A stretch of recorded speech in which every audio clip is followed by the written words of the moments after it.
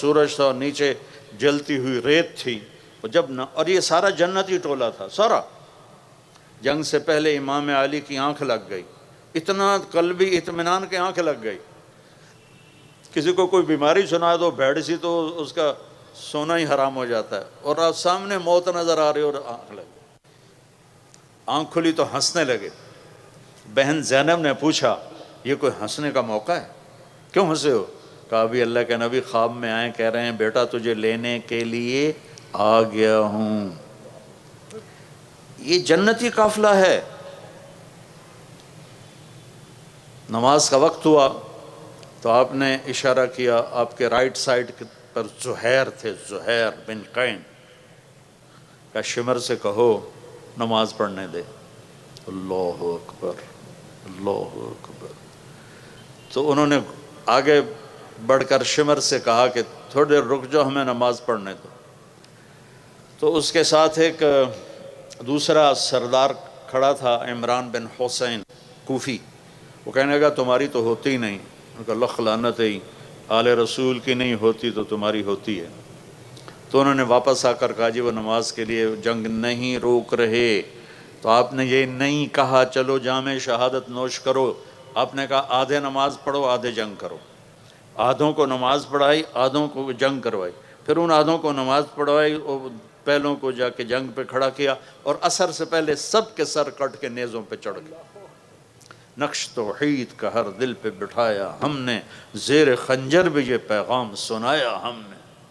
تھے ہم ہی ایک تیرے مار کا آراؤں میں، خشکیوں میں کبھی لڑتے کبھی دریاؤں میں.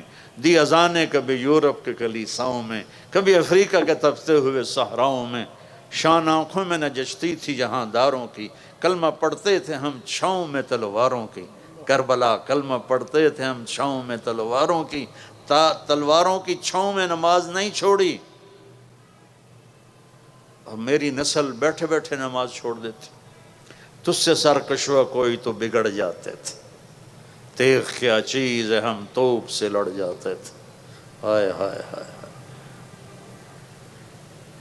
تو میرے بچوں ہمارا ایک مستقبل ہے، ہمارا ایک فیوچر ہے. اللہ مجھے بھی توفیق دے، آپ کو بھی توفیق دے. آپ اتنے زیادہ اکٹھے ہو، مجھے اتنی خوشی ہو رہی ہے. جب مالی اپنے باغ میں غنچے کھلے دیکھتا ہے تو اس کا دل بھی کھل اٹھتا ہے.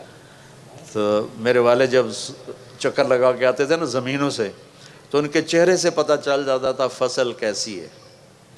کہ فصل اچھی ہوتی تھی تو ہنستے ہوئے داخل ہوتے، کوئی بیماری لگی ہوتی تو منہ نیما کر کے ان سان.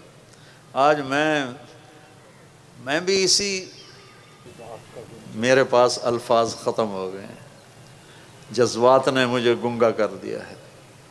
کیا ایسا کبھی ہوگا کہ گورنمنٹ کالج، میں تو کالج ہی کہوں گا، اب تو یونیورسٹی ہے، کالج کہنا شاید چھوٹا آپ کو تھوڑا تکلیف نہ ہو. تو گورنمنٹ کالج میں یہ منظر کہ گراؤنڈ ختم ہو گیا ہے. یہاں ہمارے فیسٹیول ہوتے تھے گانے بجانے کے نا، تو اس زمانے میں ہمارے جو دوست ہیں جماعت اسلامی کے، وہ بڑے متحرک، جاوید ہاشمی ہمارا پریزیڈنٹ ہوتا تھا. جاوید ہاشمی جو اب وہ ملتان والے، تو ادھر وہ ہمارے طبلے چل رہے تھے، ہارمونیم چل رہے تھے، تو جماعت اسلامی والے آ گئے لڑکے، انہوں نے ہمارے طبلے توڑ دیے، ہارمونیم توڑ دیے. بعد میں پھر ہماری باری تھی، وہ پھر ہم نے بعد میں اپنا بدلا لیا.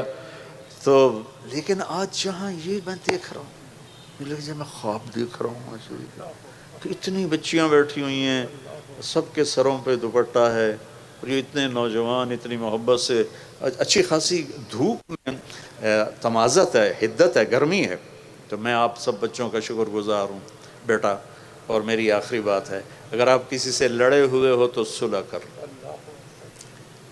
آپ ان 14,000 بچے، 14,000 بچوں میں کوئی 2 آپس میں لڑائی نہ ہو، معاف کر دو.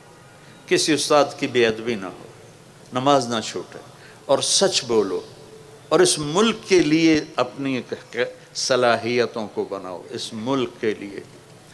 انگلینڈ میں ایک آدمی سے ملا تو کہنے لگا پاکستان والے سب ہدایت پہ آ گئے تو یہاں آ گئے ہو ہمیں تنگ کرنے. میں نے کہا نہیں، آپ کو لینے آیا ہوں تاکہ وہاں کٹھے چل کے محنت کریں. آپ روٹی کے پیچھے بھاگ کے ادھر آ گئے.